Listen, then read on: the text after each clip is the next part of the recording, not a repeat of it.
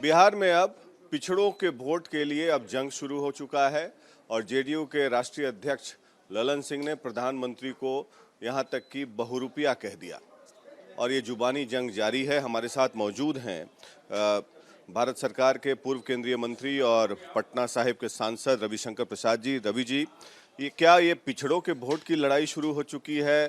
प्रधानमंत्री जी कहते हैं वो अति पिछड़ा है, ललन सिंह जी कहते हैं अति पिछड़ा वो है नहीं, बहुरूपिया है। बहुरूपिया मतलब 12 चेहरे। देखिए, इन शब्दों का मेरे पास, मैं उस स्तर पर नहीं जाऊंगा।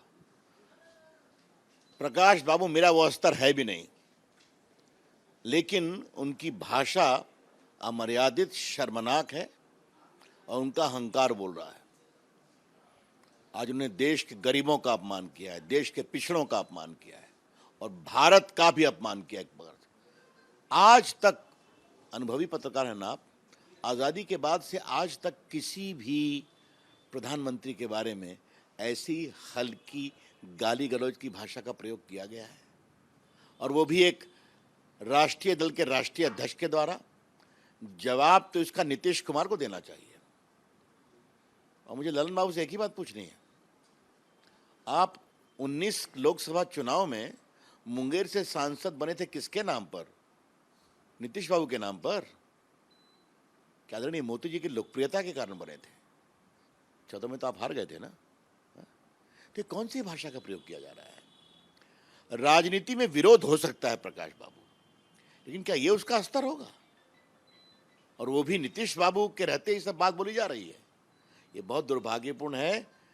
अब बिहार की जनता जवाब देगी, चिंता मत करिए, और देश की जनता भी जवाब देगी। जो है मुद्दों की बात ना करके ये सब गाली गलौज की भाषा, जैसे अभी बहुरूपिया कहा, इसके पहले कांग्रेस पार्टी के कुछ नेताओं ने नीच शब्द का प्रयोग किया था।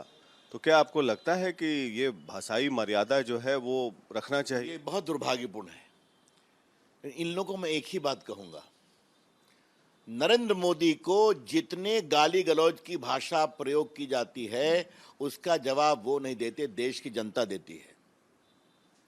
याद होगा ना, हैं?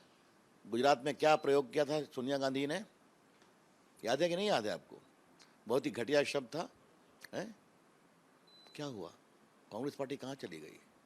और बाकी लोग जो बोलते रहे वो कहाँ चले गए? लालू प्रसाद जी की राजनीति कहाँ चली गई, बताइए मुझे आप। और नीतीश बाबू तो आप अलग गए थे ना, हैं? क्या हुआ 14 में? लालू बाबू भी आ रहे थे कि नहीं आ रहे थे? तो कृपया करके उन बातों में मत जाइए। लेकिन हाँ, आपकी एक बात बहुत सही है कि क्या राजनीति का स्तर जदयू यही पेश कर रही है?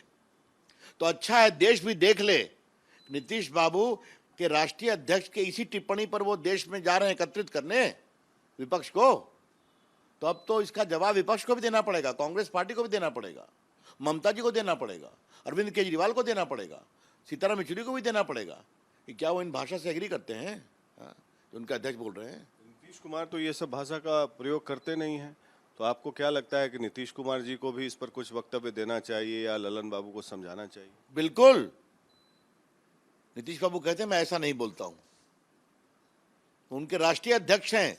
छोटा कार्यकर्ता होता तो मैं जवाब ही नहीं देता, उनके वो राष्ट्रीय अध्यक्ष हैं। It is a feudal mindset mister Prakash, full of arrogance. अहंकार पूरा है। अच्छा है, देश ने बहुतों का अहंकार खत्म किया है, ललन बाबू जदयू का भी खत्म करेंगे। नीतीश जी ने भी हाल फिलहाल में कहा कि अमित शाह को कुछ जानकारी है जेपी के बारे में।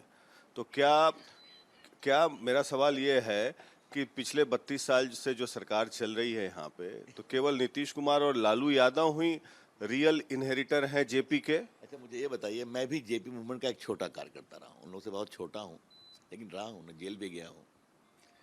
सवाल किसकी उम्र क्या है इसका नहीं है प्रकाश जी, सवाल है कि जेपी की विचारधारा क्या है। क्या थी उनकी विचारधारा? भ्रष्टाचार मिटाना है, नया बिहार बनाना है। याद है ना आपको?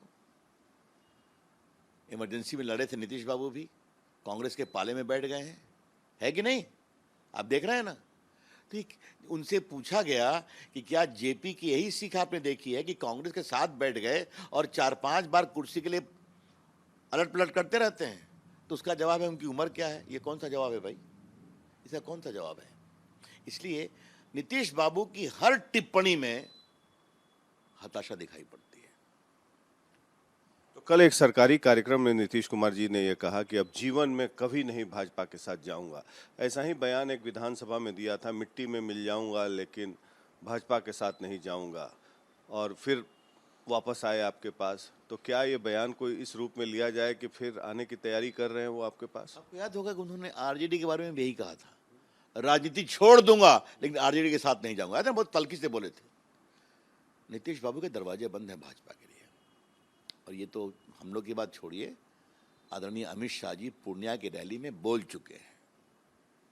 और हो गया नीतीश बाबू, आपने 22-25 साल खूब सत्ता भोगी, भाजपा के कंधों पर केंद्रीय मंत्री रहे, बड़े बड़े मंत्री रहे, हाँ, उसके बाद मुख्यमंत्री रहे। 20 में आपको 43 सीट आई थी, फिर भी नरेंद्र मोदी ने कहा कि नहीं, नीतीश बाबू ही मुख्यमंत्री बनेंगे। तो आपने बहुत सत्ता भोग लिया। दरवाजे क्यों बंद? उन्होंने खुद बंद कर दिया और बहुत हो गया। अब क्या मतलब है इसका? जैसी भाषा का प्रयोग कर रहे हैं, और बिहार के विकास के लिए और देश की राजनीति के लिए, दोनों। तो रविशंकर प्रसाद जी ये कह रहे हैं कि दरवाजे बंद हैं, लेकिन राजनीति में कोई परमानेंट न दोस्त होता है न दुश्मन होता है। भले ही ये बोल रहे हैं अभी दरवाजे बंद हैं, लेकिन अगर फिर से बात बनी तो फिर नीतीश कुमार आ जाएं तो कोई आश्चर्यजनक बात नहीं होगी।